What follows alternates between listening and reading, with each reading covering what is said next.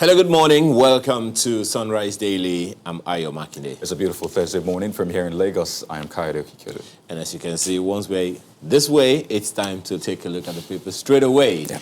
And naturally, we usually have a guest at this time. Dayo Akitobi joins us this morning. He is a publisher of TCN. Thanks so much for your time today. A very fine morning to you both and to our viewers. All right. So, well, as one would expect, security seems to take the cake again. The Nigerian Tribune leads with this one. Why Buhari should resign. Northern Elders Forum. The story is on page 5 as well as page 30. As he agrees to address reps, bandits rule communities in northern Nigeria, according to JNI. Bandits behead farmer in Kogi. Gunmen kill ACP in Calabar, Edo councillor kidnapped. Another 3 killed in Plateau. So the Northern Elders are talking. President has agreed to address the reps, and the bandits don't seem to be letting. The big story coming out of yesterday, of course, is the fact that the president has agreed to address the nation through our representatives. In view of what happened last week in Borno with the farmers, 43 of them killed and beheaded, the voices of anguish have reached a crescendo to where the presidency actually now needs to show some good faith and some strength in terms of the focus towards addressing this insecurity issue. And I think it's a good step that he has decided to talk to the people. I would have preferred, actually, I think it's not out of the ordinary for him to have even visited Borno and shown some empathy towards the loss of life and to show a commitment towards actually trying to address these issues. But even if he chose not to go there, this step about going to the House of Reps is a step in the right direction. The only concern for me is, based on his precedent, we'll probably see a pre-written speech. The House will probably not even really put his feet to the fire as such. What I would have liked to see was an engagement, the way they have it in the UK Parliament, where the Prime Minister has a one-on-one engagement and all of anybody can step up, ask him questions directly. He has to answer directly. There's no prepared speech. So I don't know how much of a proper exposition will we get from his visiting the House of Rep. It just might be something to appease the restiveness in the polity at the moment. You know, the conversation has been quite tricky because, I mean, you speak to some security experts and they say, well, this is security, you can't say everything on TV. I'm sure you've heard that time and again. And yet there's that need for the president to address the nation. I mean, we've just seen killings across the country. I mean, just today we had more killings, or at least on the front pages. So how do you balance it, the talk about, well, you can't say everything on TV. I mean, you can't even, tell your enemy what you're planning to do next. So how do we strike a balance, really, if we're looking at a point or at a situation where the reps can ask questions? Yes. I mean, how do we filter and ensure that we don't lose the war just because we need to address the nation? I think you understand what I certainly do. And asking and answering questions, one does not have to necessarily reveal sensitive information. The purpose of hearing from the president is for reassurance. He doesn't have to discuss tactics or strategy. That would, of course, be undermining whatever security initiatives they're trying to put forward. But to inspire confidence in the people, to give us peace of mind, to put our minds at rest, he needs to speak. And he can speak, engage with the representatives. I'm sure they're responsible enough to the point that they will not be asking him for a national security strategy to discuss in public. Nonetheless, probably what they will do is after he reads his speech, they may go inside to an executive session that the media is not allowed, at which time they can now discuss the more intricate security issues. Well, but for his public engagement, he needs to reassure us a little bit because nobody is sleeping very well right now. What, in your opinion, would be reassuring? I mean, what do you expect to be different in this speech? Because from what you're saying, it doesn't look like anything is going to be different. One major thing a number of people have been saying for as long as anyone can remember is that the service chiefs should be relieved of their duties. So do you see that being part of the address of the president? Well, I've said it here on this program before, that there are certain things about security that we are not privy to that the government knows. For the president, in spite of the public outcry for so long, for him to have still kept the service chiefs, it's obvious that there's something he knows that we don't know. My conspiratorial mind tells me that he's probably looked at all those who are on the line. who right are after. on the line and figured out that there's nobody there that can do any better than those who are there now. However, from a political standpoint, which shows that you are sensitive to the cries of your people, even if it is just a superficial measure, even if he knows that those who, well, for one thing, they can't really be any worse. They may not be better, but they can't really be any worse, because I think we've hit rock bottom with the way the security is going right now. So I would, from a political standpoint, just to appease the agitations of the people, even if I didn't believe they could do any better, superficially, I would replace them. Well, so many other issues to look at on the front pages of the paper this morning, but I think I'll stop there. Well, take a look at Vanguard newspaper. Lead story. Yes. Military overwhelmed by security challenges. Yes. Governors. Oh, you say yes? I said, no, I'm just saying, yes, I've seen that story. Okay, I'm not saying I I agree with it. see. You see, more Nigerians will get arms for self-defense if government fails to mop up arms. That's JNI. Pope Francis condemns Zabamari killings. Praise for Nigeria. Buhari has agreed to address reps by Jabiamila.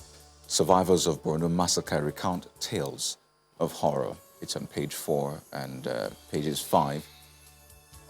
Man, it's just a lot. But you see the front page picture shows fuel tanker explosion. And you can almost guess where that happened. Yes, that seems to be a recurring theme now. Oh, yes. And it's always in the very same area. I wonder what it is about that particular area that makes it so susceptible to petrol tanker explosions, accidents. I'm looking forward to when the rail will actually come online and more of these products can be moved by rail as opposed to by road, because that seems to be a death trap. It's really a recurring theme, and I think the Ministry of Works should look at that area Really? and see what the issues are. Yeah, thinking about it, I mean, in the space of just 1 year, we've had dozens of explosions. I mean, if you apply that route, by the way, we're talking about the Lagos-Ibadan Expressway. If you apply that route, you know how many times you've had to be stuck in traffic, not for minutes, for hours, just because a truck or a trailer or an articulated vehicle had some issue. So who should be looking into this, really? Because, yes, you said the Ministry of Works, but clearly it appears as though that is not happening. So how should we put pressure such that we look into this? What more can we do? This is part of what I've said, is that we need to get the trucks off the road to begin with, because they shouldn't be jostling with vehicles, with pedestrians, with motorbikes and tricycles. They are a different type of articulation. That's why they're called articulated vehicles. And their use of the road is detrimental to the use of regular road users. At one point, they said, let them travel at night alone, not during the day. But that doesn't stop these accidents from happening. So I think road safety is out there. Every time you're on that expressway, road safety is there trying to maintain law and order and proper driving etiquette, but it doesn't seem to help. So I don't know what the topography of the road is within that axis that makes it so vulnerable to these types of accidents from articulated vehicles. So the long-term solution is get those trucks off the road. So let's start transporting their goods by rail. Look forward to that. Don't forget that story about Amotekun also arresting suspected killers of the Ondo monarch, the Olufon. And Sports Page has that story on Zidane, saying Zidane has 4 games to save his job, says, I'm not going to resign. This has happened before, and now we're seeing the possibility of Zidane leaving Real Madrid. So, for the sports lovers, grab a copy of the Vanguard newspaper. The Nigerian News Direct is pretty much talking about the same thing this morning. State of insecurity, Buhari to address House of Representatives. That's the lead story of the paper this morning, along with several other stories that you'll find quite interesting on the front page. FG to sanction discos selling meters. Really, do you see that happening? Meters are supposed to be distributed free. That's what the regulation is. They're supposed to be given out free. So anybody who is selling it is in violation of the law. And yeah, it should be sanctioned. Whether it will now happen that way or not, because as we all know, the system is fraught with loopholes, shortcomings, there's corruption in the system. But I think that we should have people whistleblowing voluntarily. If somebody asks you to pay for a meter at this point in time, I think you should cry out. Well, it's the same discourse that I've been saying, as loud as anyone can remember, that look, you need to pay X amount of money if you want a meter to your house, and you pay over time for the balance of it. A number of people have said that we have paid X amount of money for our meters, and we still don't have them. So is this some kind of double speak, or is this some measures or some communication that people are mixing up? No, I don't think so. I think that there's a cutoff point from where a payment was due and when they were made free. The issue is, how do you reconcile those who have paid before and haven't received yet versus the new applicants who are going to get it free? Because it looks like there's a double standard or it's unfair. But what I found intriguing there was that there's also the accusation from the discos that there's some consumers who are refusing metering. Oh, yeah. And I said, what is that all about? There's some who are saying, we don't want the meters. So you begin to ask yourself, hang on, what's really going on here? If some are clamoring and saying they're asking them to pay for it, and others are saying we don't even want it to begin with, those may be some issues that need to be interrogated deeply. I think the challenge also is the fact that, there are different types of meters. Yes. There's a three-phase meters, which is more expensive than I think the two-phase meters. Yes. So most times what you find is people who want to pay for two-phase meters are forced to get the three-phase meters. So that means they have to pay more. Yes, they'll be paid back over time. So I think that's why a lot of people are rejecting it, saying, well, because that means you'll have to pay more in terms of tariff, because for three-phase meters, you have to pay more compared to the two-phase meters. So maybe that's also another angle to that, because I have gone through it, and believe me, it's never pretty. All right, just one more on the front page of the Nigerian News Direct. NSAS, traditional rulers push for dialogue to resolve youth grievances. That's the story you'll find on page 2. And of course, you'll see a picture on the front page of traditional rulers as well as the governor of Lagos State there. This whole youth grievances, judicial panels of inquiry sitting, NSAS and all of that seems to have tapered down now. But do you see any resolution even with this intervention of traditional rulers? It's a shame that traditional rulers have been emasculated from when they became public servants under the government and lost a lot of their authority. I think if they were more than symbolic heads and they actually had substantive power, I think rather than sitting back and observing this happening, I think they would have taken a more proactive role, and I believe they're closer to the people and they could actually have made a big difference. So coming out at this point is a good thing, but I think it's too little too late. I think from back in Awolowo's day with the Action Group, when they salaried the traditional rulers, I think that was the beginning of the end of the kind of influence they could have had over their subjects, to where this call now will have little or no effect. But we're looking at a constitutional review, and there are people calling for traditional rulers to have at least some role in the Constitution.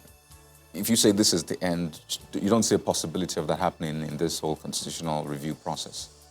I doubt it. It would be a good thing, but ultimately for that to happen, we'd have to throw out the entire Constitution, which Omar Agege said yesterday that they don't even have the authority to do. All they can do is amend certain provisions. But to actually now introduce entirely new, unheard of tenets within that document is almost impossible to do. So I don't really think that they can now go back and undo the damage that was done 60 years ago when they took away the power from the traditional rulers. But back to what Aya was saying, where you see the judicial panels of inquiry, traditional leaders, all the various elements that are being brought to bear to try to reconcile the grievances of the youth that precipitated the NSAS protests. I think these are all good and will all coalesce into some sort of uniform understanding that will bring appeasement to the grievances of the youth. What if yes,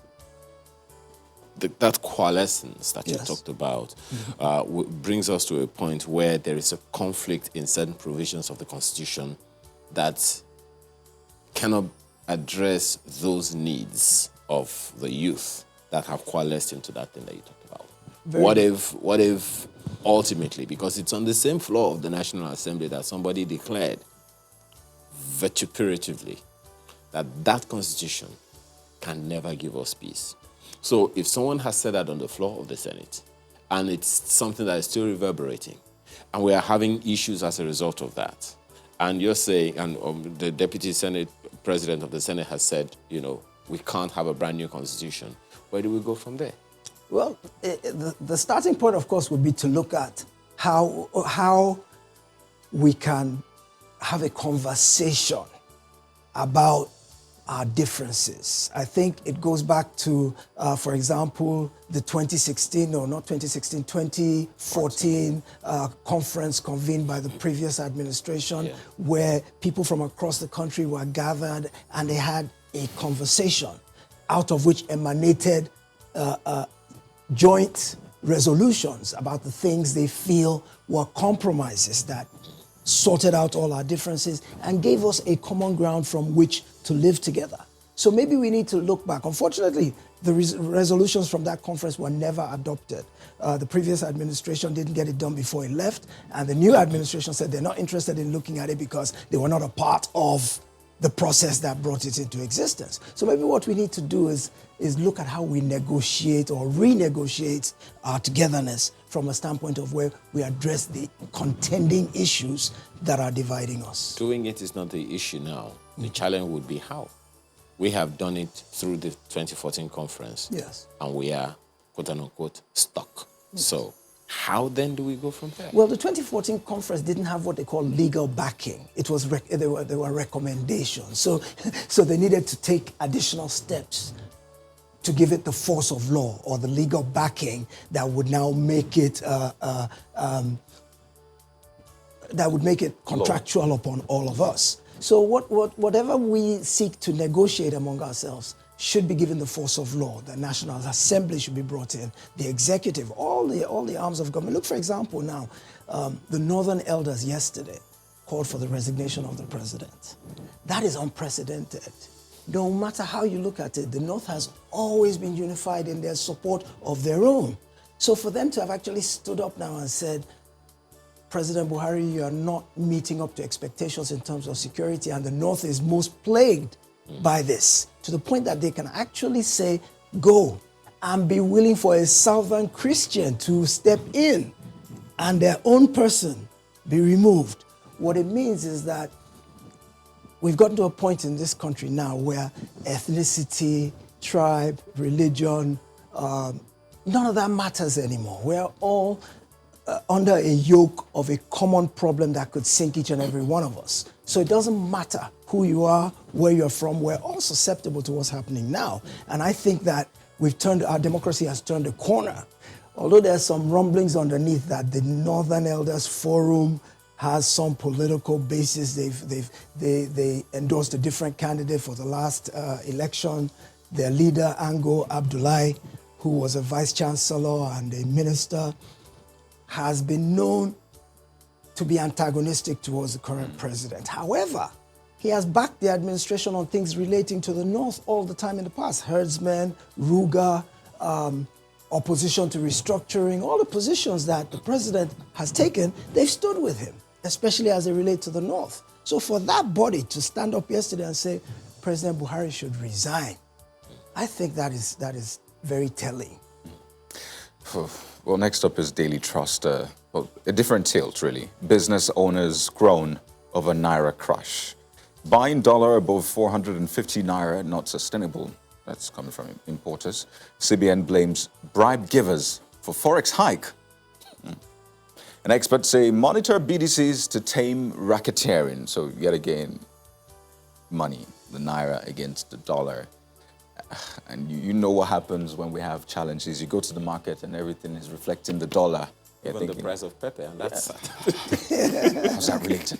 But it's on page 5, and you understand why this is a concern, because our economy is largely dependent on that. Our earner is in dollars and all that. But page 5 has more details. But you see the picture of a traditional rulers, again on front page of Daily Trust newspaper.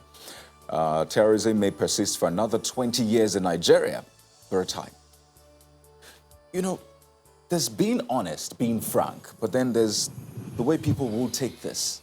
Now, hearing that terrorism may persist for another 20 years in Nigeria, how do you expect people to take this, really? it befuddles my mind that anybody could be that blunt in a way that reflects back on himself, because it's his responsibility basically to deal with this issue of terrorism, and for him to say he's admitting he's overwhelmed, and that just lends credence to the call for his ouster. I would say that it's good to be blunt, but you have to be sensitive to the concerns of the people. Look, for example, at Garba Shehu, who is being carpeted now because of two things he said in the last few days. First and foremost, he said, oh, the president cannot be made to remove the service chiefs unless nobody can force him to remove them until he's ready to do so himself. He also said something to the effect of, oh, the 43 farmers who got killed in Borno didn't get military clearance before they went to their own farms to harvest their own crops or to go and work where they were employed.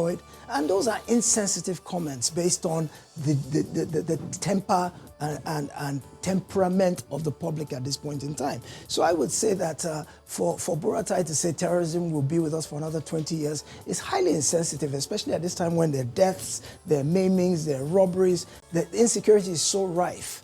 You are admitting failure, and you are also now saying that not just have you failed, but you can't even see your way to an immediate resolution. It means you're not capable of doing that job, and it's time for you to move on. Well, I'm thinking the good part is may persist for another, so we're hoping that it will not persist, but that's what you had on the front page of Daily Trust this morning. Maybe one would have to take a look at what's in the details on page 4, I think, of the paper this morning, because there has to be a context for that one. Yes. The Guardian newspaper leads this one with Nigeria rakes in 7.8 trillion naira from company income tax in 6 years.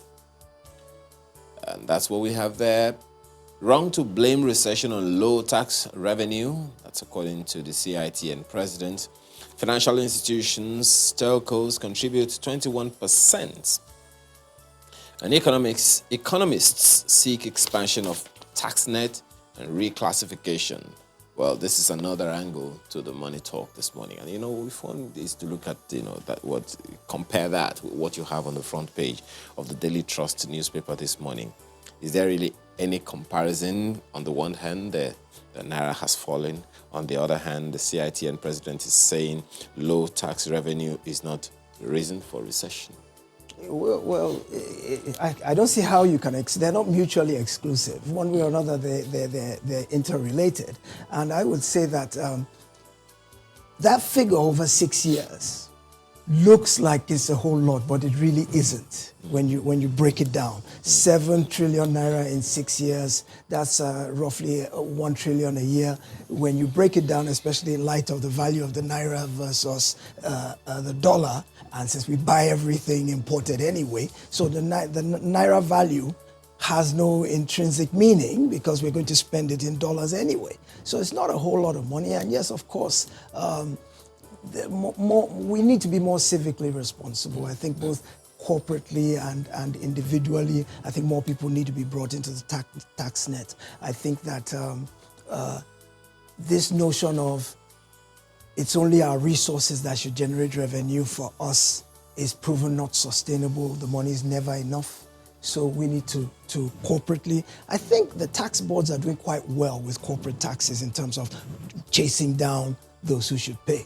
But on an individual income level, I think we can do better. Do you think they even need to be chased down when it's DFS, deduct from source? Well, we have to thank you very much this morning. Mr. Adayo Akitobi is publisher of TCN, today's community news. Thank you so much for your time and thoughts. Always a pleasure. With so many issues to discuss in the country, when you have such a guest as you have seen on the welcoming slide, we're in for some information. So this morning, Ibrahim Shekarau joins us this morning. He is APC Senator representing the Kano Central Senatorial Zone. He is a former Minister of Education, and he is also a two-term governor of Kano State. Thank you so much for your time this morning. Thank you very much. It's a pleasure. Yeah. Well, let's just begin with what you have also spoken about, and that's the massacre in Borno. Well, one of the major concerns a number of people have raised about that one is it's one too many. Yeah. And it's almost like we don't get ahead of it before it hits. What should we be doing now to ensure it doesn't happen again? Well, thank you very much. I think the massacre, as you call it in Borno, is a very sad one, very disturbing, very disappointing, and very heart-touching. You see, it's not just the killing. You see, the brutality, the impunity. We've had several cases of killings, going into the community, shooting indiscriminately, and so on. But this time, the impunity, cutting the head, tying the hands, and bringing the head to place on the chest. I mean, it's terrible. In fact, I couldn't bear watching the various corpses as they're being shown over the social media. It's so terrible, and that shows we're getting to a very terrible situation. And the challenge of the insecurity is by the day mounting, and the nation has to address this issue of insecurity. You see, having challenges of insecurity is nothing new in any nation, but to see the effort, what is the government doing and about it? We know there are a lot of challenges within the security services. The number is there, the equipping is there, the training is there, the welfare is there. All of these things need to be addressed because they are key to the issue of security, the issue of intelligence. You know, 90% of security relies on information, intelligence gathering. That seems to be failing. There has been the allegation of no proper synergy between the various security agencies, and the story is there on the street. They are not cooperating. There are a lot of challenges, and I think with this happening now, we are concerned to the point that my brother, the governor of Borno, seemed to have given up, asking for machineries to be hired and so on. So I think Do you think that's a good idea? I don't think so, because there's nothing wrong in getting some assistance from outside. There's nothing wrong from probably areas that you think you need to be supported.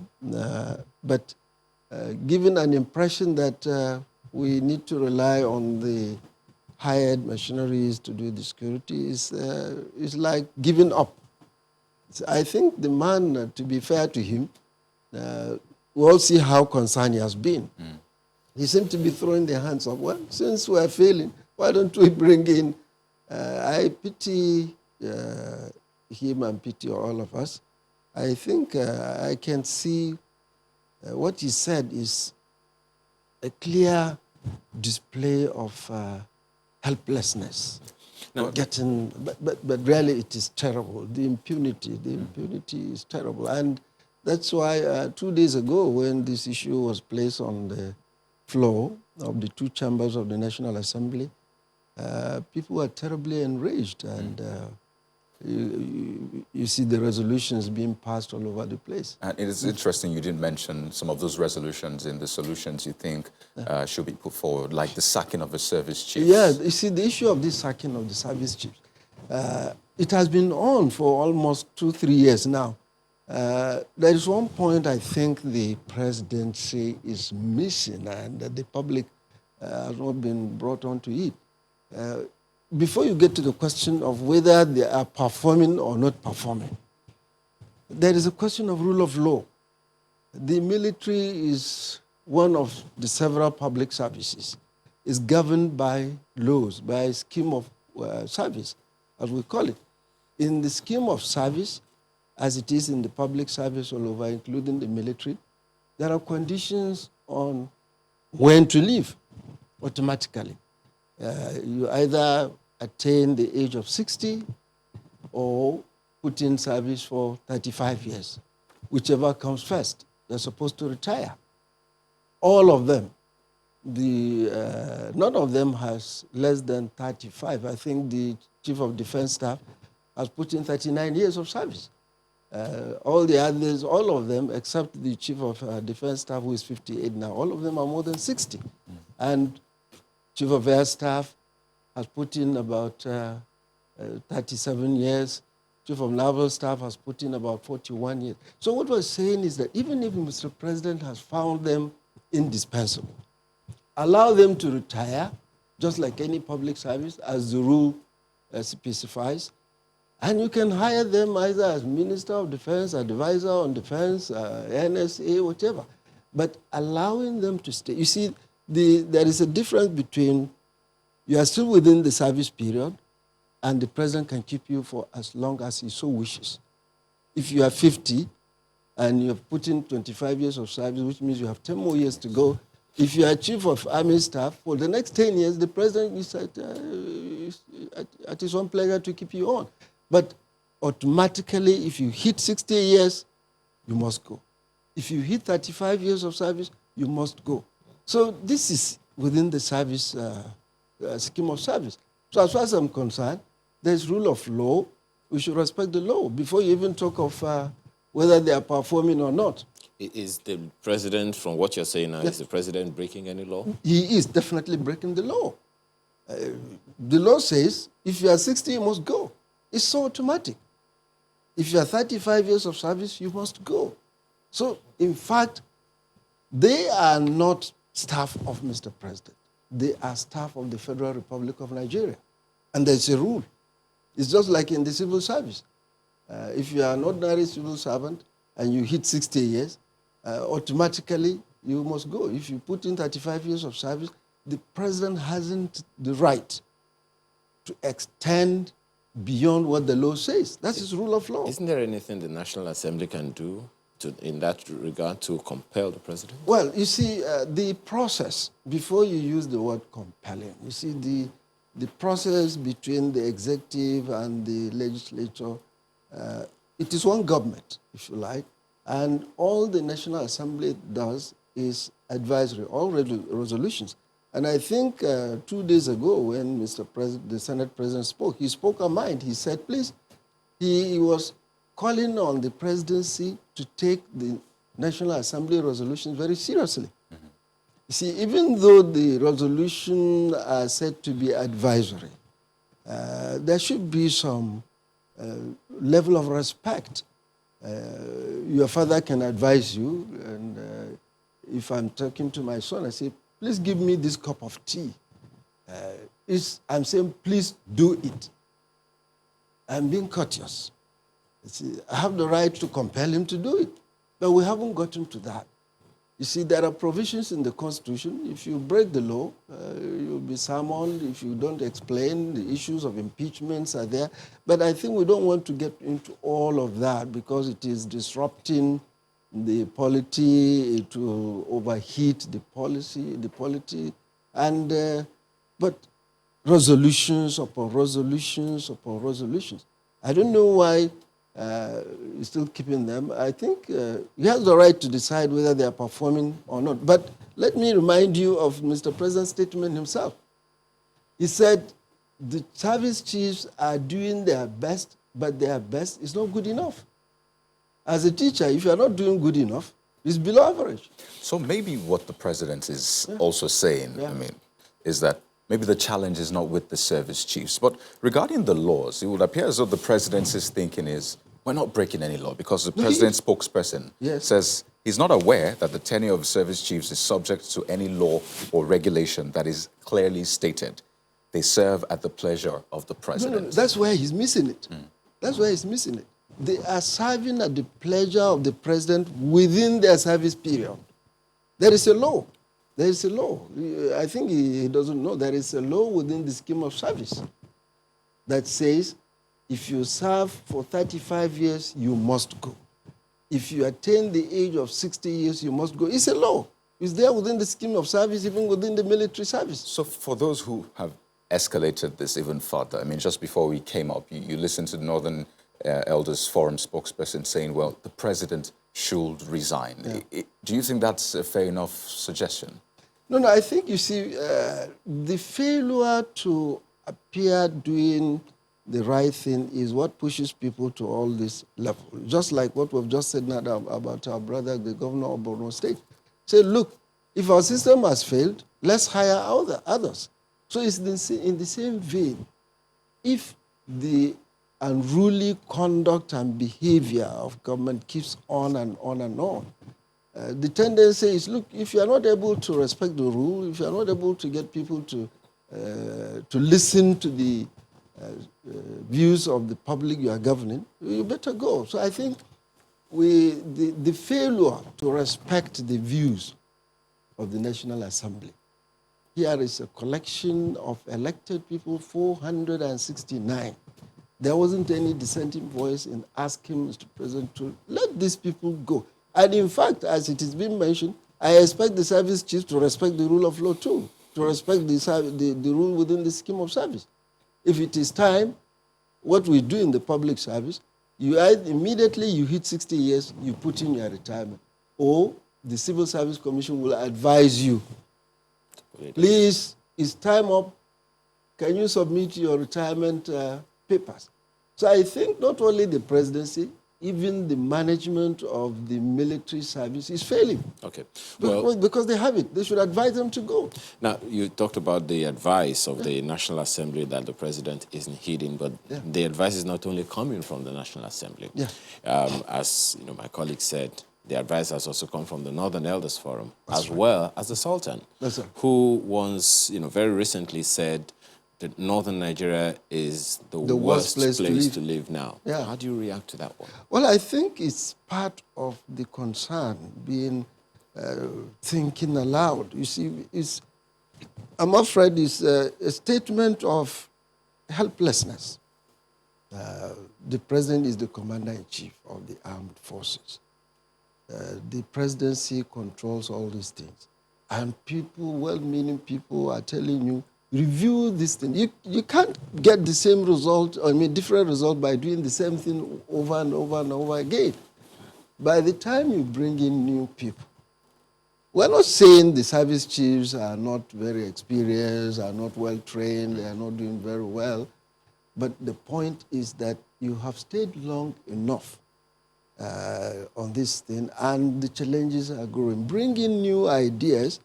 The new service chiefs, probably the president is not going to pick them from the street. He's not going to pick them from the dustbin. It's from within the same service in the ranks.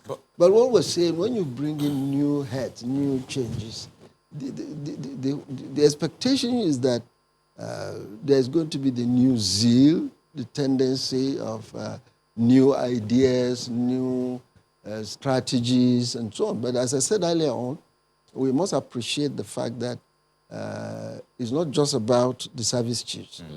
But that brings me to this question. Yeah. The Northern Governors Forum has also had a good number of meetings about this thing, security summits, economic summits, and all of that, all pointing to the need to do a lot more in terms of security and all of that. Yeah. But the reasons for the insecurity in the north are also varied. Yeah. A number of people have talked about, security experts talk about the need to scale up improve on the inequality, talk about the poverty and unemployment and all those things. So then it would seem like unless we resolve the economic inequalities, the problem of insecurity is going to stay. Well, I think the issue of the security challenge, I must say, it's not just limited to the North. It's a nationwide problem. The issue of unemployment is a global problem. It's a national problem. But I quite agree with you. When the insurgency started in the Northeast, probably we didn't have enough intelligence monitoring to really get to the root of the whole thing. It's not just about the military might all the time.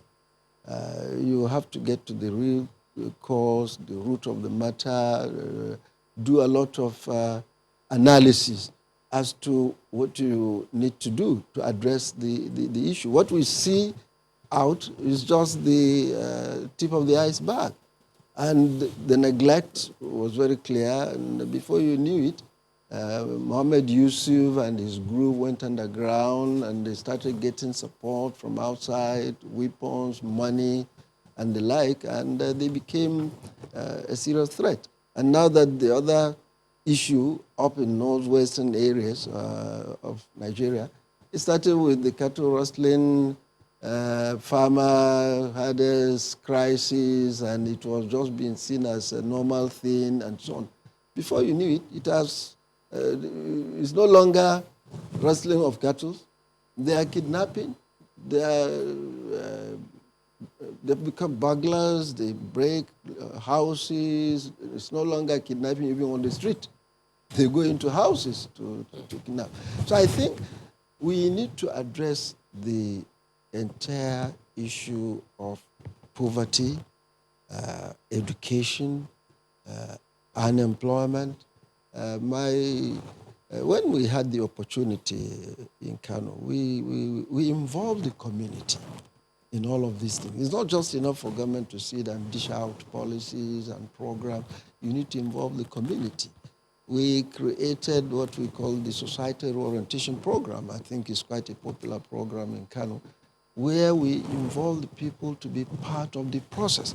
We sort of a council of about 50 people. I and the Emir of Kano were co-chairmen of the council. We sit almost every month. We bring in all kind of representation from different parts of the society. The youth are there, the ulamas are there, the clerics are there, the politicians are there, the business people are there. And it was a very successful program that we're able to sensitize the people. Even this so-called skill acquisition. When we collect about 1,000 youths, before you send them to apprentices and to acquire skills, we camp them during the vacation of the school. We use the school's premises. We keep them for about 4 weeks. All we do is to inject into their head, why do you need a skill? Why do you need source of income? Unless you do that, we've had instances in many states where you give them empowerment of equipment, they cross the road and sell it out, and back to square one again. You know, you were also instrumental in the setting up of Hisbah, which is some sort of community policing. Absolutely. And I'm sure you've seen the trends across states, governors saying, well, we need to have more control over security such that, I mean, we are the chief security officers, not the chief logistic officers, as some have put it. Yes. So looking at the agitation now, what do you think? I mean, you talked about the Borno State governor feeling helpless.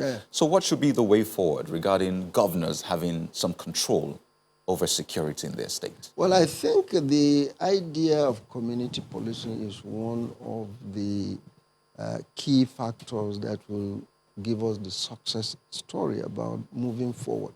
There's no way I agree that you can achieve any success in security without involving the community, because the people living there know themselves, know the terrain.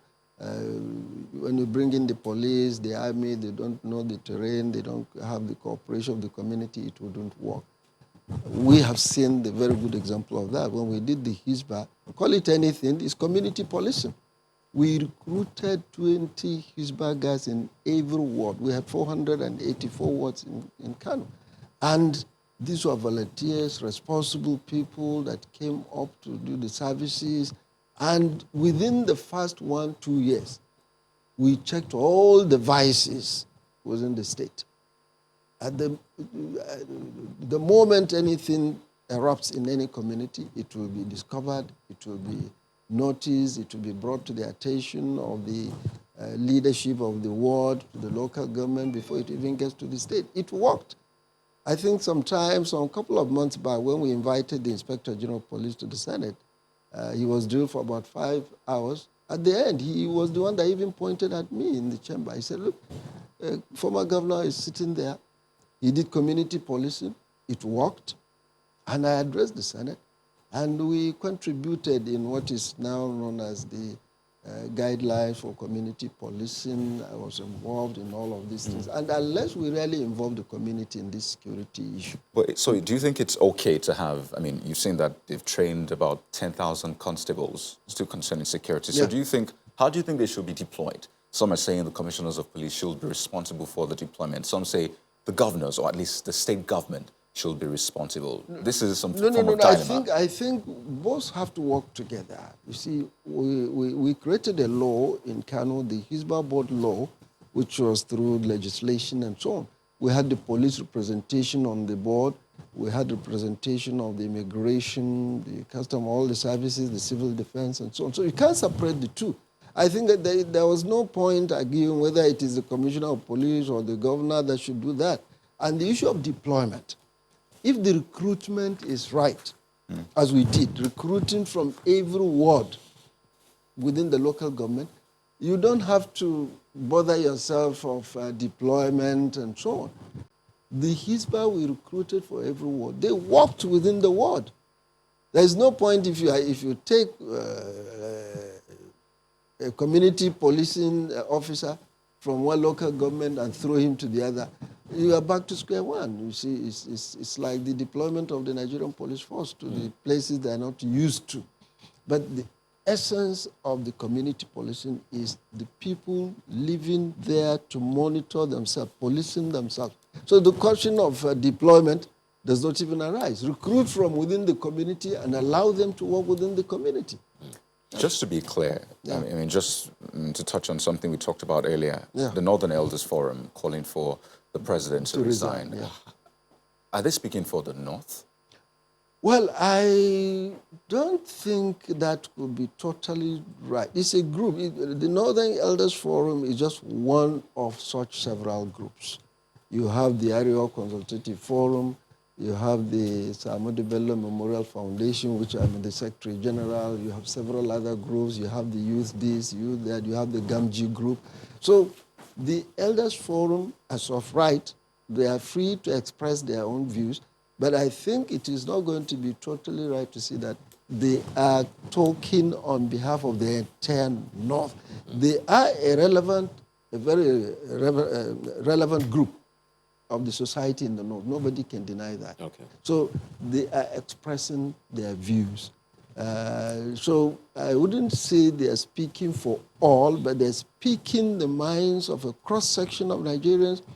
Some other groups may disagree with them from the same North. Okay. So Elders Forum is just one of several of such groups, and they are free to express their views. Don't forget it's a voluntary organization. So people can get together and express their views.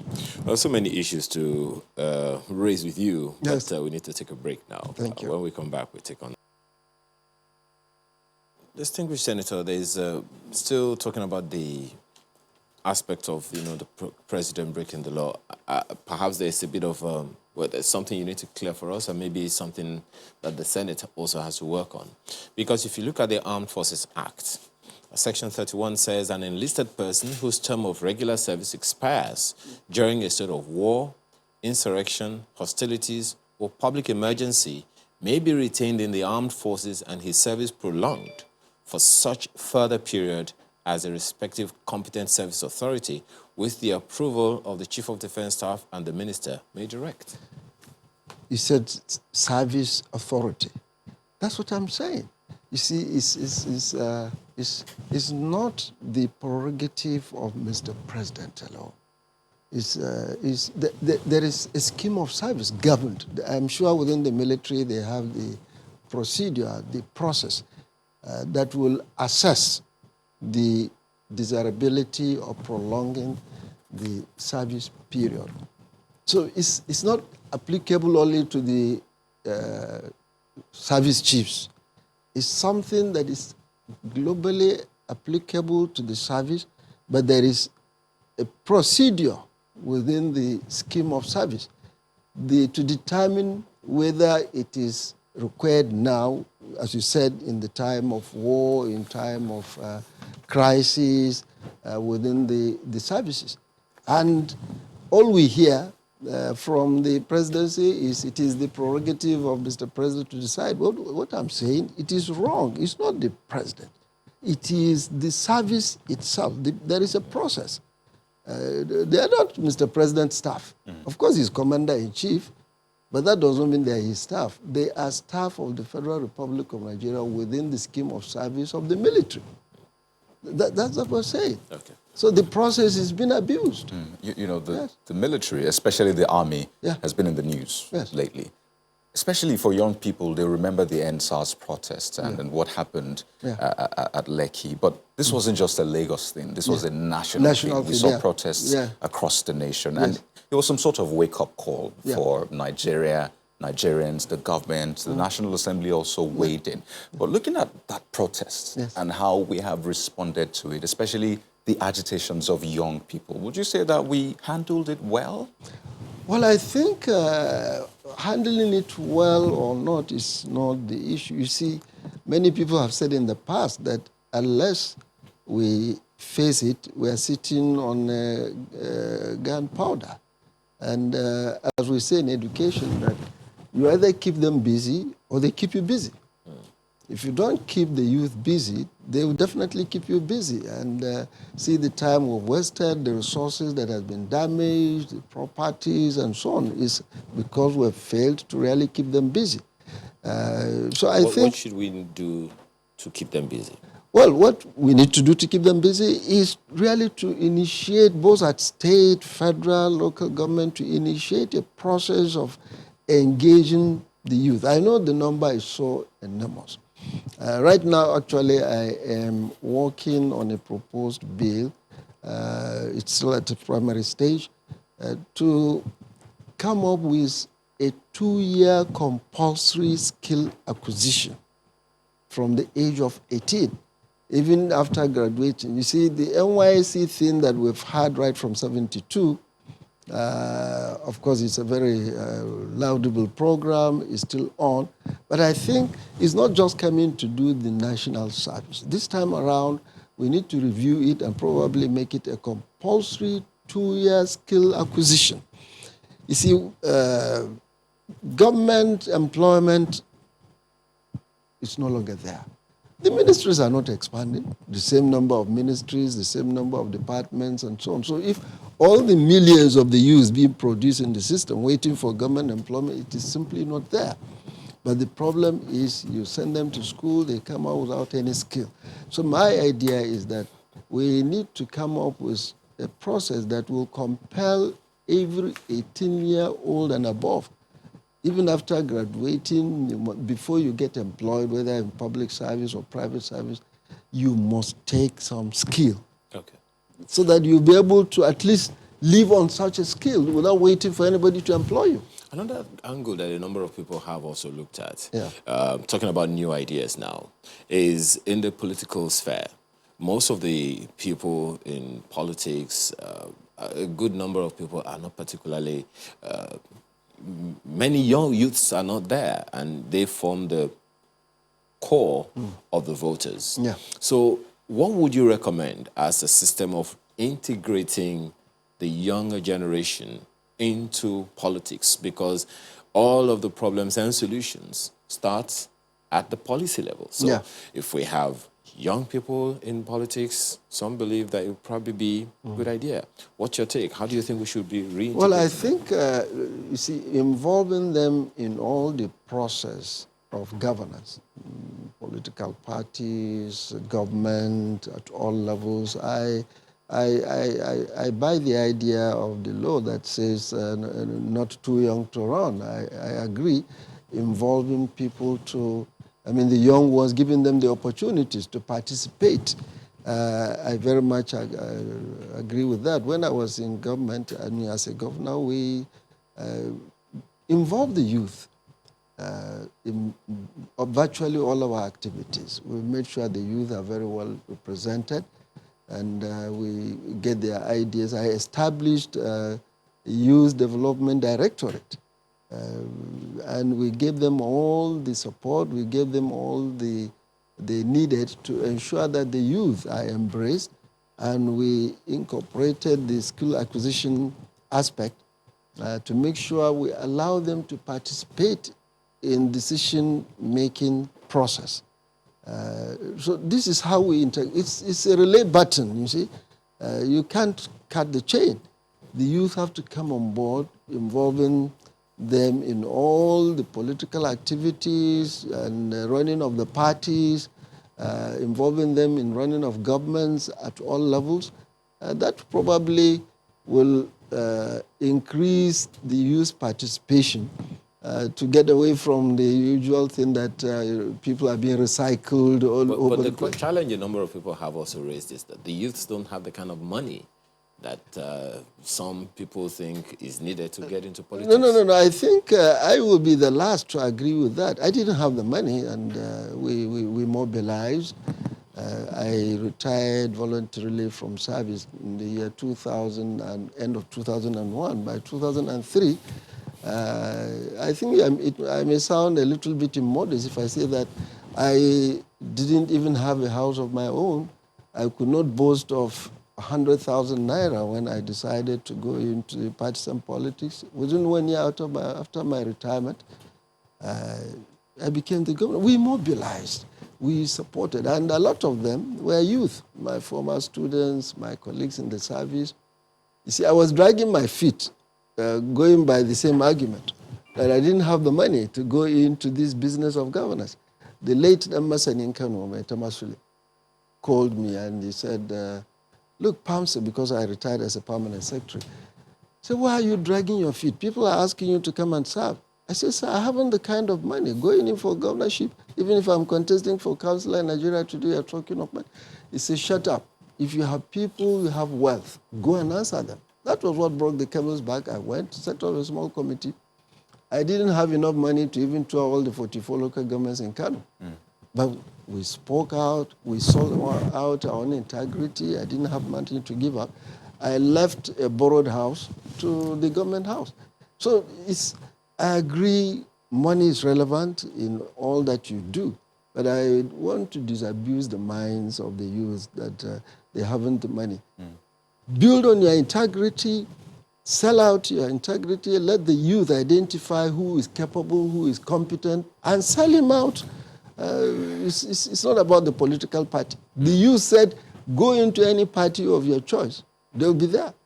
I think this will be quite instructive because we're building up to 2023. Exactly. I know you've aspired to be president one time. I was a candidate in 2011. Exactly. And the question now will be, do you think, I mean, this whole 2023 permutation and the whole jostling, some people call you the mathematical politician, by the way. So what do you think is the easy way around this 2023 question? Do you think a young person should be the one leading the charge of Nigeria, especially because of what we have seen with the NSAS? No, I think the question of a young person per se is not the issue. We should be going for reliably competent people. We have to have, look at the antecedents of all those who aspire to come and lead us. What were they? What were their performances? What are their records? You see, it's not just about the platform of the party, but who are you? Who is it? In fact, my principle is that it's not a question of where you are coming from, but who is it? Rather than talking of are you from west, east, south, who is it? What do you have behind you? So you don't believe in zoning to the southeast after what we have seen? No, I don't call it zoning. I would rather prefer some balancing.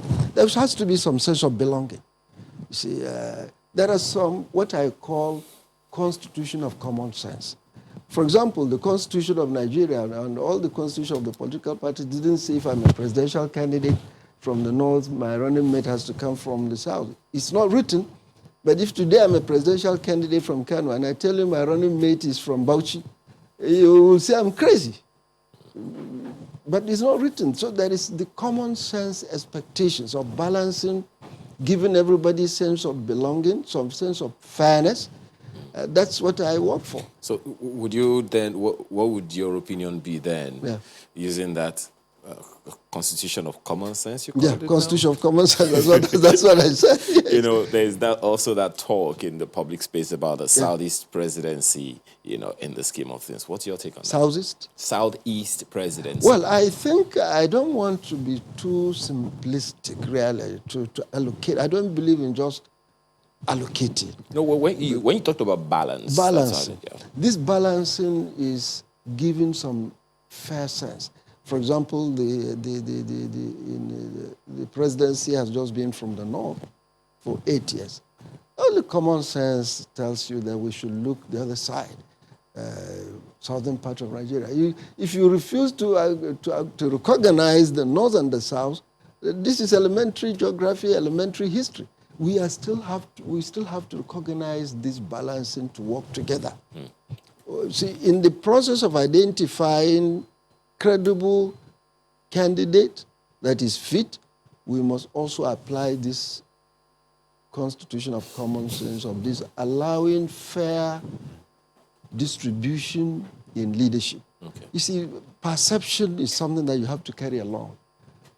If you continue to dominate on one particular side, the perception is that, well, what about me? What about, even if it is one person in the community that raises his finger and says, look, listen to me. He needs to be listened to. So clearly, you're not running for president again in 2020. I don't know about that.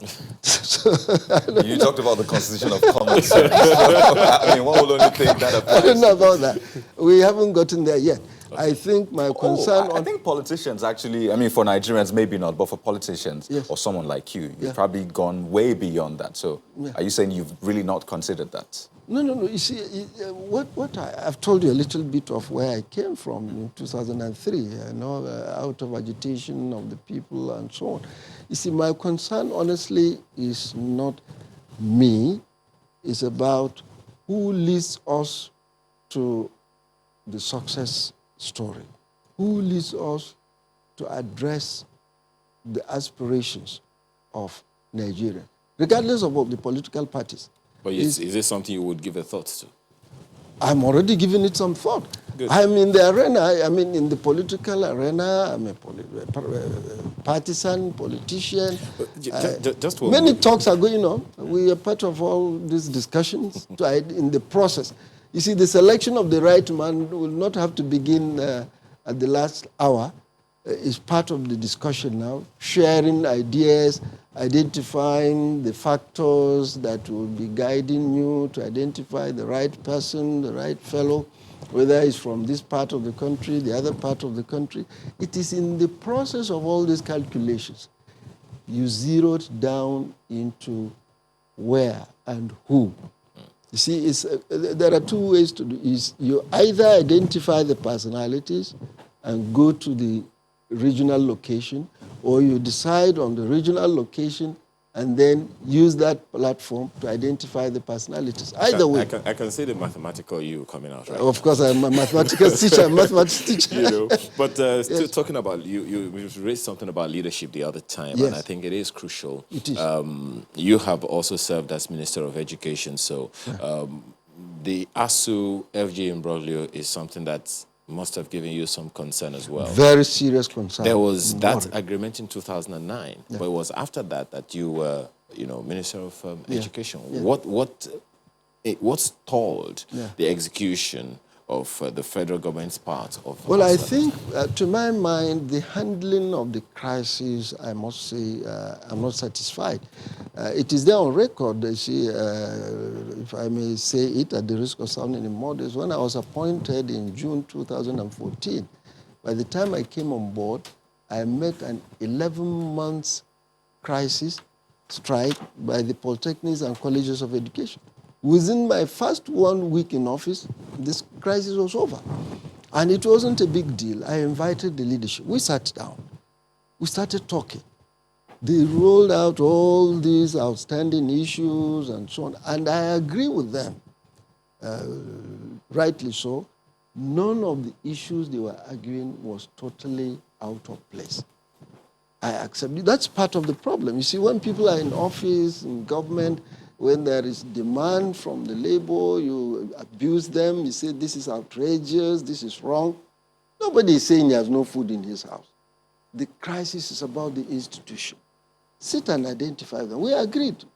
My 2 days in office, I called the leadership of the union. We agreed. I made them to understand that we will be going to do the process of solving the problem. But let teaching and learning continue in the classroom while we're talking. And we agreed. And I was able to talk to Mr. President. He held their salary, that no work, no pay. I said, Mr. President, this is not right. We've had several no work, no pay, and you end up paying, and without any problem. interesting. We're able to restore it back. They went back to classroom, and we solved a number of the problems. We were meeting with the ASU leadership almost on a monthly basis. This interaction of understanding and agreeing that the way forward, as far as I'm concerned, probably that was what was missing. If everybody said, government said, because I'm government, I'm in charge, I won't listen to you, you're asking for 10 naira, I have no 10 naira, I can't give you no proper explanation. But if you're asking for 10, I don't have 10 naira. Let's sit down and agree that, yes, transparency is part of the problem. You're asking for 10, and I'm telling you I can only afford 5. But your own findings discover that I have 20. So that just breaks down trust in the whole process. That's largely So part you're of the suggesting problem. that students will actually go back while the negotiations continue. Continue, I support. I remember that you chaired that implementation committee. Exactly. At the outcome of the needs assessment. Exactly. So 1.3 I was trillion the naira, chairman. and then I think 220 billion naira was Yes, released at that point. absolutely. It was meant to be over 5 years. Yes. How come? Because if we had done this over 5 years, we Yes. won't be talking about Exactly, the need exactly, to build the university. So what exactly went And wrong? I think somehow along the line there was some break in the process. I was meeting with them almost every month, and we were monitoring the releases. And I was hammering on the presidency, talking to the Ministry of Finance, what do you call her, the woman in the World Trade Center now. Oh, Ngozi Okonjo-Iweala. Kunjawala.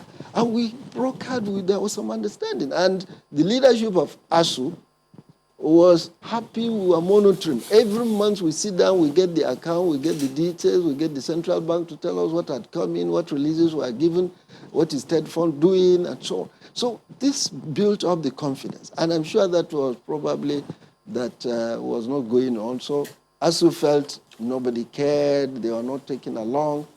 So this level of transparency of the money is being allocated to do the special intervention, carry them along. It's not just it's not a personal thing. The government should carry the union along and be transparent on the table.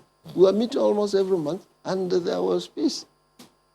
So, what would you recommend now? I mean, so far, this is what we have. The federal government has inaugurated another negotiation team with ASU and others to aggregate the agreements of 2009. What should happen so that we do not have this kind of prolonged strike again by ASU? Well, I think, as I said, the solution is for the two to be clear. Another thing that I discovered during my experience as the minister is that when you ask the Ministry of Labor, of course they are in charge of labor, but basically these are education matters. There's no way you separate the education ministry in the process. If you ask labor to go and discuss, all the labor staff, the minister and the staff, the negotiating, they may be experts in negotiations, but they have to understand the issue. If it is about doctors and nurses, you must carry the understanding of the Minister of Health. So you think that is missing? That is missing from my understanding. Okay. That is missing.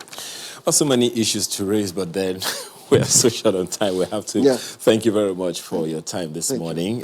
Senator Ibrahim Shekarau is representing Kano Central Senatorial Zone on the platform of the APC. He's a former Minister of Education and two-term governor of Kano State. Thank you so much. And one-time presidential candidate.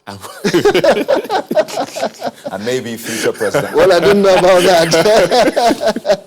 All right, we're back in a moment. Thank Do stay you. with us. Thank you. As you're saying, closely tied to the issue of the border is not just security, economy, there's also food security and so much more. And this morning, we're taking a look at that border closure. The next few days, few weeks, what should we be doing, really? What should change, or should we maintain the status quo? And to discuss that this morning, we have joining us Ahmed Mansour, who's the President, Manufacturers Association of Nigeria. He joins us from our Abuja studio. And here in our Lagos studio, we have African farmer Mogaji, who's the founder, Agribusiness NG. Good morning, gentlemen, and thank you for joining us on the program. Well, let me begin in Abuja. I know, Mr. Mansour, your association is asking for a review. Oh, pardon me, joins us via Zoom from Lagos. Your association is asking for a review of the border closure. Now, to a lot of people, that might mean different things. But what is that review you're asking for? What does it mean exactly? Yes, I think essentially we are suggesting that the border should be reopened. Of course, if there is need to put in place further arrangements to ensure that the purposes for which the border was closed in the first instance are not defeated, that is why we called it a review. But essentially what we're asking for is that the closure of the border, we believe, had gone far enough. And at the end, there are good reasons why the border should not remain closed. Didn't just come to this decision, this conclusion. Please go ahead. Sorry? Please go ahead. You Yes. can land on that. No, when the border, yes, when the border was closed in the first instance, there were good reasons for it. First of all, at that time, as we all know, illegitimate imports, particularly foodstuffs, we are aware, for instance, of the massive importation of rice and a lot of substandard products that have made it extremely difficult for our rice farmers, for instance, to make good and make very difficult for many of our manufacturing companies also operate competitively, because these products dumped into our market from all sorts of places. So the issue is you need to do something, and therefore when the government decided, after other attempts have failed to close the borders, we understood and we agree that this may be a price to pay for the resolution of the most serious problem. But I think after 1 year, we are of the view that to actually ensure that these malpractices, particularly trade malpractices, are arrested, the relationship between us and our neighboring countries, which to a large extent has indeed contributed to the problem, should have been resolved. And therefore, we believe the normal thing would be to reopen the borders and allow normal trading to take place. At any rate, we are aware also that Nigeria has signed the ECOWAS Treaty, which indeed requires that our borders should be open under normal international. Okay. We're also aware that Nigeria has signed the... Well, Mr. Mansour, just a moment. We'll try to sort out that connection just so we can hear you better. But we need to also go to break. And when we return, we'll take on some of the issues you have touched on. And then, of course, take on Mr. Magaji right here in our studios. Please stay with us. You're welcome back. So that was in 2019, October. We're in 2020, December. So let me come to the studio, Mr. Magaji. So at that time, farmers, poultry farmers were doing well. And I mean, you'll expect that they're doing even much better now. So let me just ask you, just how well are farmers doing now? They're not doing so well. A couple of things this year, we've had the pandemic, the lockdown, we've had the protest, we've had climate change of no rain and too much rain. So this year has not been favorable for farmers across the board. So, hand. Yes. On the other hand, are the other issues of insecurity and Yes. the rest of that? Yes. Needless to say, food prices have increased. Yes. Food security is in jeopardy. What do we need to do to mitigate? Well, this is a tough one, but we may need to be flexible with our borders. Why? Because we don't have storage. And if we don't have storage and we've had challenges with production, then we may have to be flexible to be able to accommodate what we don't have. So we need to be flexible with our borders, and we need to focus on more of productivity as against production. we should convert a lot of waste. What is already wasting, we should work at converting it. Interesting. So the Manufacturers Association is asking for the borders to open up. Yes. What are you asking for? Flexibility is neither closed or open. So what exactly is it? Is it to open the borders or to keep them closed? To open it with some clauses. Now, you know that there was restriction on importation of maize. Thereabout some 45 days later, we allowed it coming. It was primarily because they acted on not accurate information. And so that has affected the sector across the board. The poultry farmers, many of them have shut down.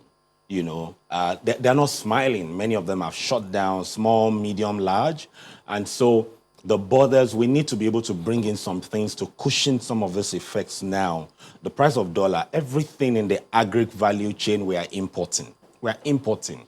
So if everything is dollar dependent and the price of dollar is going up, which means the input is not readily available. So we need to be flexible with the borders to say, hey, bring this in, you know, you can bring this in. This is the quality of what you should bring in. You should bring in maize for livestock, not maize for human consumption. You know, you could just work around some things, but we need to be flexible for 2021 to be a good year for many people. You know, there is also that challenge that a number of people think, you know, we as a nation should be giving thoughts to.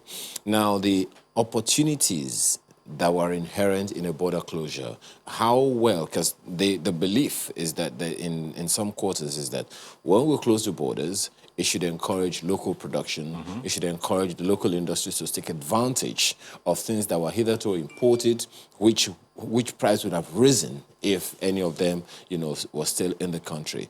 Would you say that we were prepared enough to have taken a due advantage of the opportunities of that border closure? How well do you think we did in that regard? I don't think we leveraged the opportunity enough. Why? The border closure in itself, when it was announced, it was at the period where farmers could no longer go and produce corn to take advantage to produce for the livestock. So the time in the year, I think it was around September 18, thereabout, I was affected. Farmers could no longer plant. Don't forget, the major planting areas are in the north, and their rains mostly stop in October. So we could not take advantage, but we've had a year now. I think what is missing is we did not have a value chain approach. So we funded maize, we funded rice, but we did not fund logistics. We didn't fund input. We didn't fund distribution. All those other things that will ensure that the primary production will do well, we didn't pay attention to that. But I would say this, local production increased significantly. However, also, our population is increasing. You know, we've had more people sit at home this year, so meaning more consumption. You know, so, but we've not put in that value chain approach. That is missing.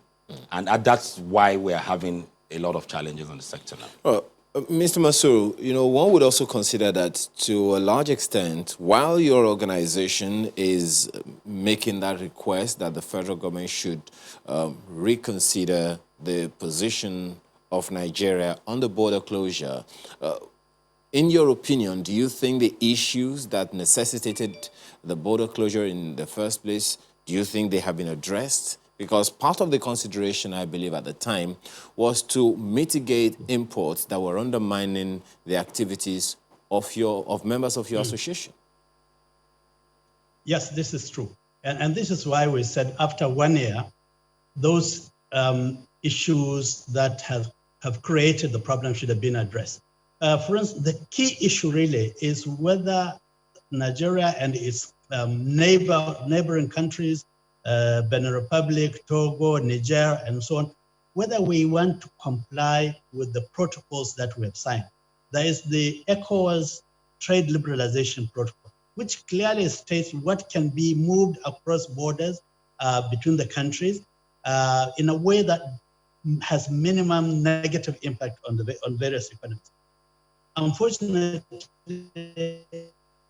our neighbors were not complying with those protocols. And so part of the reason for the border closure is to make sure that we now take a stand and perhaps persuade or compel, if necessary, our neighbors to comply with these protocols. Now, I think that enough time has passed to do that. We're aware that the border closure is a two-way thing. It affects us, but it also affects our neighbors. And I believe that since the border closure in August last year, our neighbors have recognized the futility of what they're doing, patient engagement and agreements to be able to do so. But secondly, I think apart from import, export, and indeed, many of our members in the Manufacturers Association have indeed been exporting to our neighbors, to the West African region, and indeed have captured significant market share, which if the border closure continues, they will lose this market share. Now, as I was saying just before the interruption earlier on, we have also signed the African Free Continental Free Trade Area Agreement, and that agreement is going to kick off in January next year. That agreement expands on the trade liberalization that we had neighbors in ECOWAS to cover the entire continent.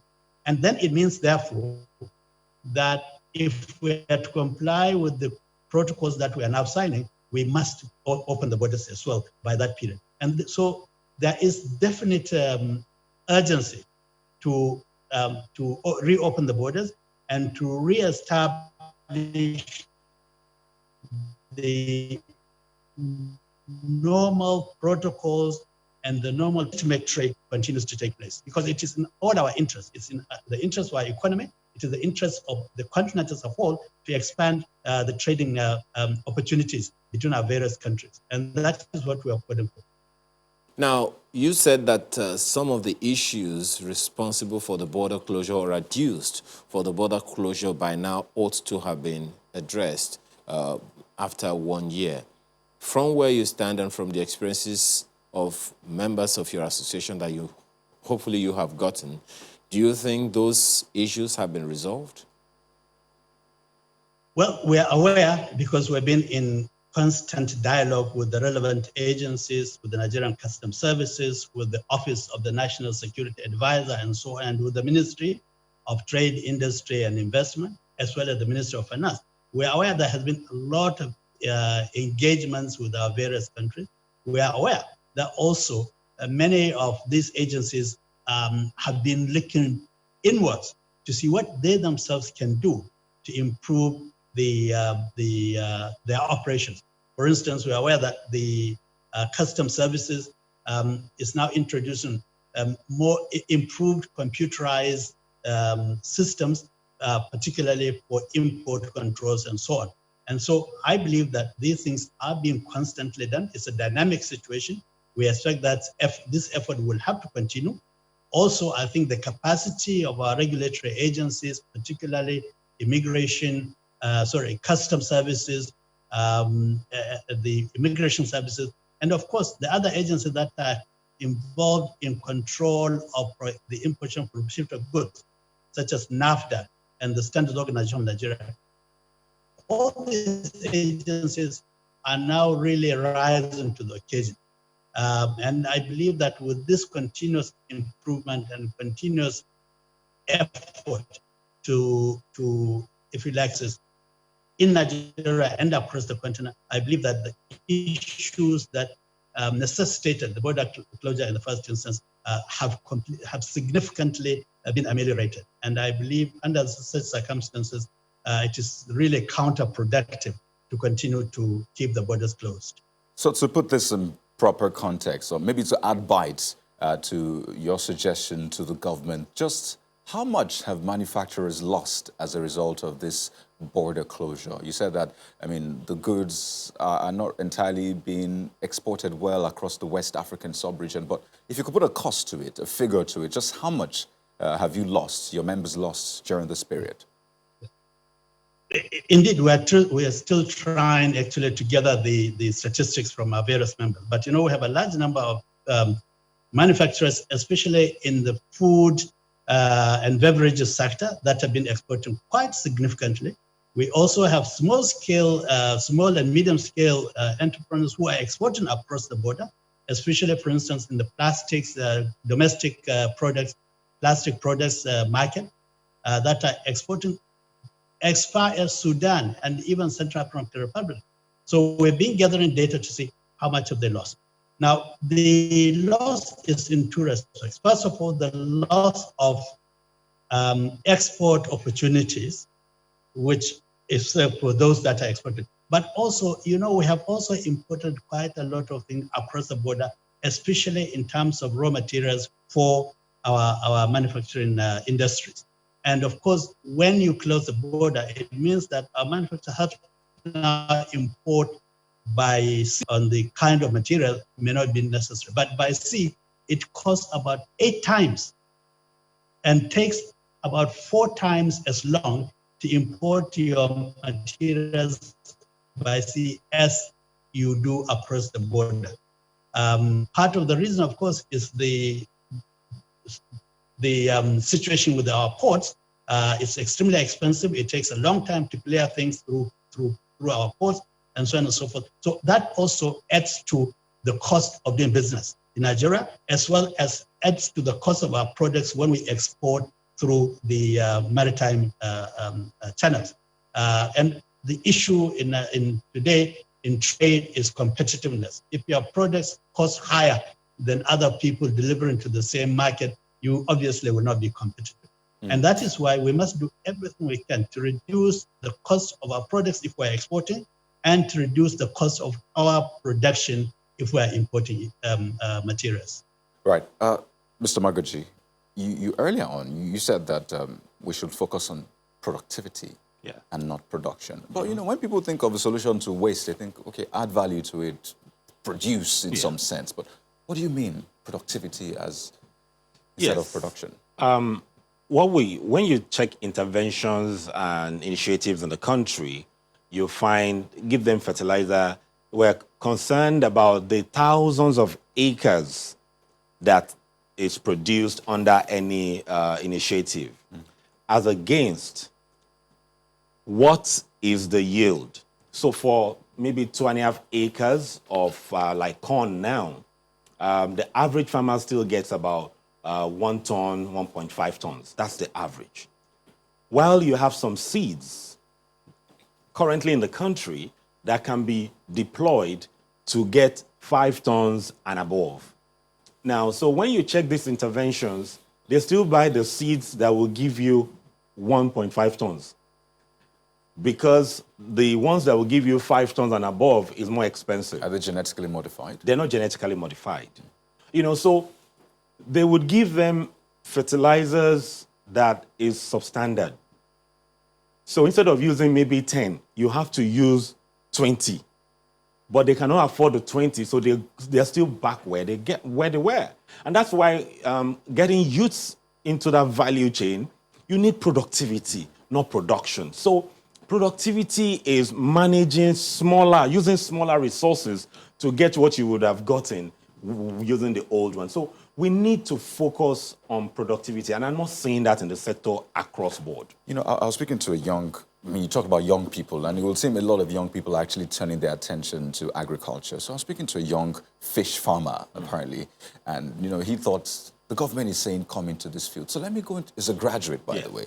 And then he was lamenting just 2 days ago, saying that, well, now he can't purchase feeds for the same amount he used to before. So pretty much he invested a lot. His stock, I think he bought about 1,000 fingerlings for a while. Now his stock, because he can't afford to feed them, and is at a point where he needs to recoup his investment. I don't know what associations are doing about this, but is there really a way out for these young people who are stuck, as it were? There's a lot of talk, but not practical solutions put down. Now, so I also, as the Minister of Agriculture, proposed that they would ban fish importation. Well, about 70% of the fish feed we still use is imported. It's corn that you use to make the feed, corn soya. We don't produce enough for the poultry sector and humans. And so we now want to ban.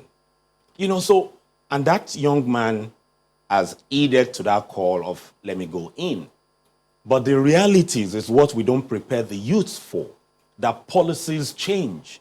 And so your business plan also must be flexible to accommodate the business environment, because policies have been changing for years.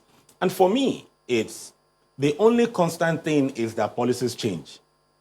That is constant. Well, policies should change for the better, right? It's not for the worse. Unfortunately, you see, when we are also looking at the risk, the SWOT analysis, policies have been changing for over 30 years in the agri sector. It's changing.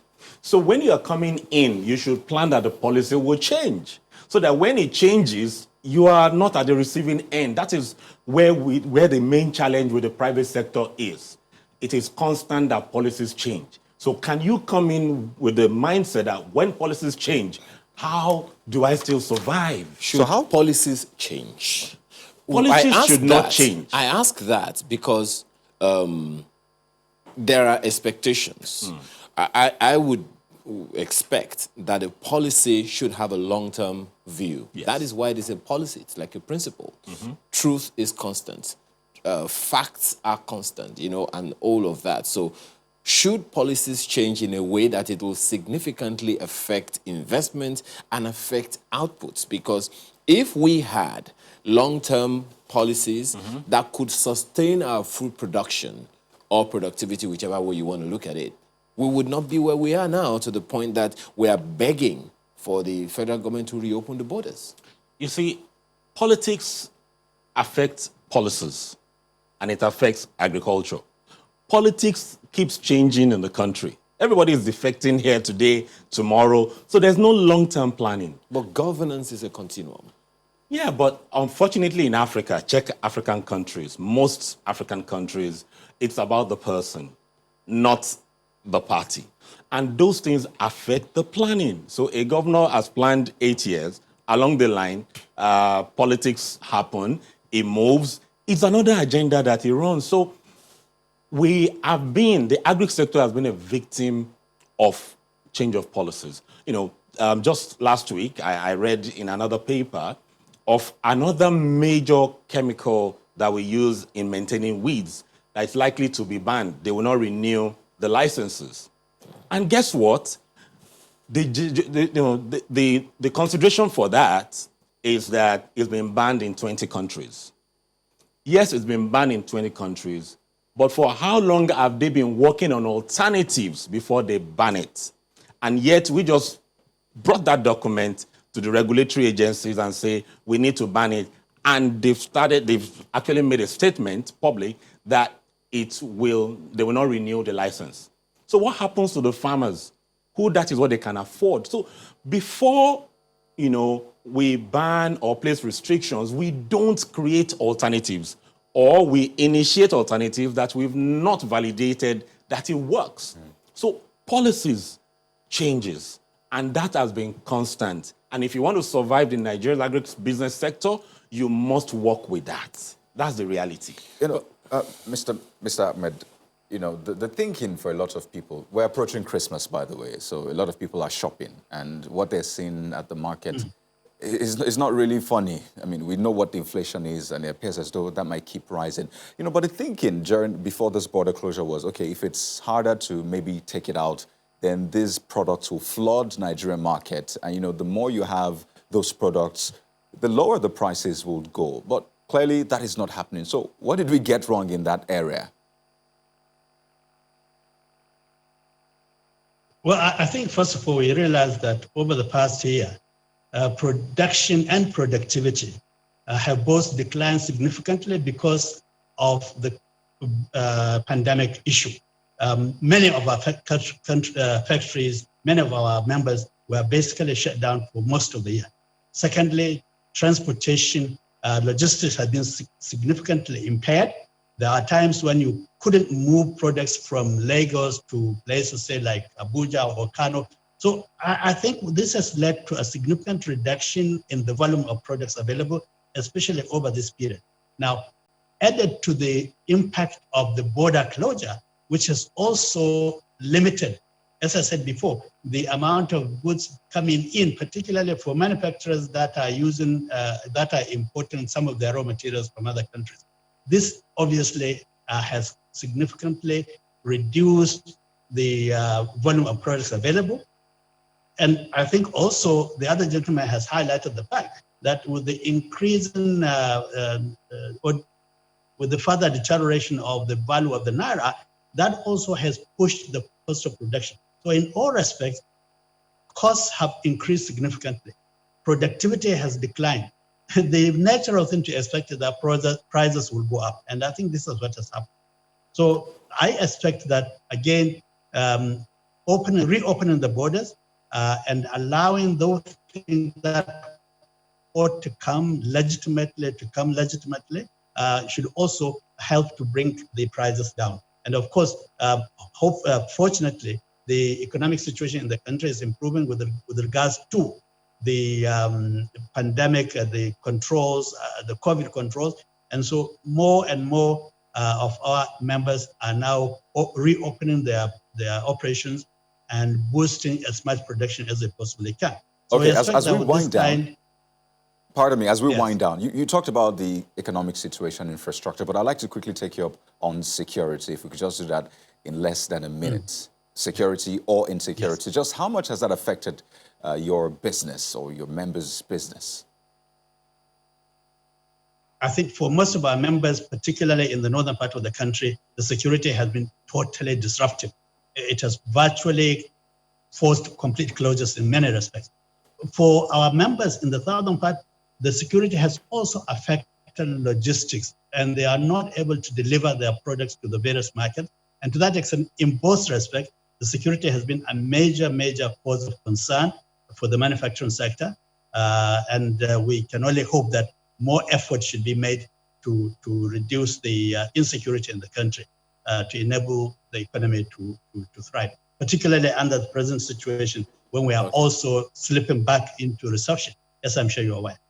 All right. And what for you, Mr. Mugaji, would be the implication of that on food security?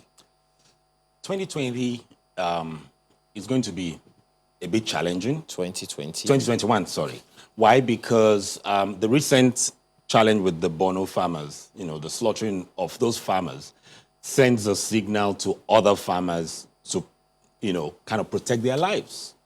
Most of this agric production, because I farmed extensively in the north, so I'm talking from experience.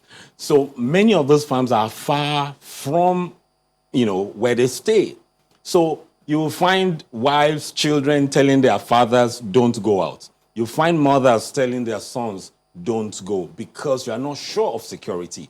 So I would expect that right now, because it has to do with farmers, and we've had challenges this year, and climate change is real for next year, we should be having more security personnel around the areas where you have aggregation of farmers, like 20,000, 25,000, where they operate. Because if anything happens in that climate, tomatoes, vegetables, and co will be affected. So we need more security presence around the farmers. We need government to come out to show people that we're on top of this, because it's about the psyche of the farmers now. Well, gentlemen, we'll have to appreciate you for sharing your thoughts with us. Mr. Ahmed Mansur, the President, Manufacturers Association of Nigeria, as well as African Farmer Magaji, founder, Agribusiness NG. Thank you so much for your thoughts on the program. Thank you for having me. And just before we take our leave, a few messages from you, your contribution to the program today. Danladi Ndaibo says, about the border closure, keeping the borders closed means about 98 million extremely poor Nigerians will pay higher prices for food. Also, production is inelastic.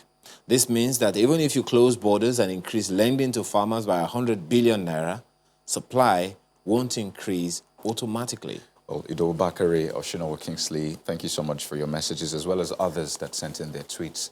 We appreciate them. Well, that's Sunrise Daily today. Thank you so much for watching. I'm Ayo Makinde. Have a wonderful day. Thank you for joining us.